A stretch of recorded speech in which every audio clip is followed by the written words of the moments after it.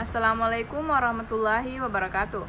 Perkenalkan, saya Msita Aprilia dari Prodi Pendidikan Bahasa Indonesia semester 2. Baik, di video kali ini saya akan menjelaskan tentang tindak pidana korupsi dalam perundang-undangan. Sejarah pemberantasan tindak pidana korupsi. Pemberantasan tindak pidana korupsi telah menjadi perhatian utama di banyak negara di seluruh dunia.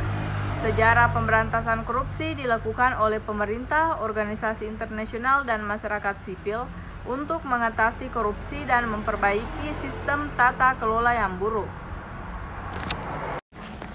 B. Latar belakang lahirnya delik korupsi dalam perundang-undangan korupsi. Lahirnya delik korupsi dalam perundang-undangan korupsi bisa dikaitkan dengan upaya pemerintah dan masyarakat untuk melawan dan mencegah tindak korupsi yang merajalela. Korupsi merupakan perbuatan yang melibatkan penyalahgunaan kekuasaan atau posisi untuk memperoleh keuntungan pribadi atau kelompok dengan merugikan kepentingan umum. Delik korupsi dalam perundang-undangan merupakan ketentuan hukum yang dirumuskan untuk mengkriminalisasi tindak korupsi dan memberikan sanksi hukum yang tegas bagi pelakunya. Di berbagai negara termasuk Indonesia, undang-undang korupsi dibuat untuk memberantas dan menghukum tindak korupsi yang merugikan negara dan masyarakat.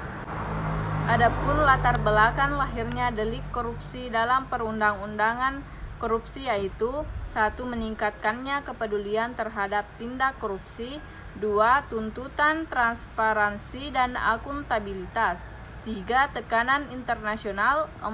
Kegagalan penegakan hukum yang efektif. C. Delik korupsi menurut Undang-Undang Nomor 31 Tahun 1999 JO UU Nomor 20 Tahun 2001. Berdasarkan undang-undang, kita dapat membedakan 30 perbuatan dan masuk kategori sebagai delik korupsi. 30 perbuatan korupsi itu diatur dalam 13 pasal. Untuk mempermudah pemahaman, penjelasan atas delik korupsi dalam perundang-undangan dilakukan berdasarkan perumusan delik sebagaimana dijelaskan pada bagian dahulu, yaitu delik korupsi yang dirumuskan oleh membuat undang-undang dan delik korupsi yang ditarik dari KUHP baik secara langsung maupun tidak secara langsung. Namun tidak semua delik korupsi di dalam undang-undang yang akan dijelaskan di sini, tetapi beberapa perbuatan korupsi yang utama dan umum saja, termasuk mengenai gratifikasi yang belum banyak dipahami oleh masyarakat. D. Gratifikasi. Gratifikasi hanya ditujukan kepada pegawai negeri atau penyelenggaraan negara sebagai penerima suatu pemberian. Pemberian itu akan dianggap sebagai suap apabila dapat dibuktikan bahwa diberikan berhubungan dengan jabatannya yang berlawanan dengan kewajiban atau tugasnya. Sifat pidana gratifikasi akan hapus dengan dilaporkannya penerima gratifikasi itu oleh pegawai negeri atau penyelenggaraan negara kepada Komisi Pemberantasan Korupsi.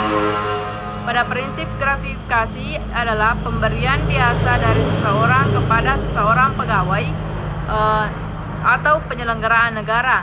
Dalam praktek, pemberian seperti ini kerap dijadikan modus untuk membina hubungan baik dengan pejabat, sehingga dalam hal seseorang tersangkut suatu masalah yang menjadi kewenangan pejabat tersebut, kepentingan orang itu sudah terlindungi karena ia sudah berhubungan baik dengan pejabat tersebut.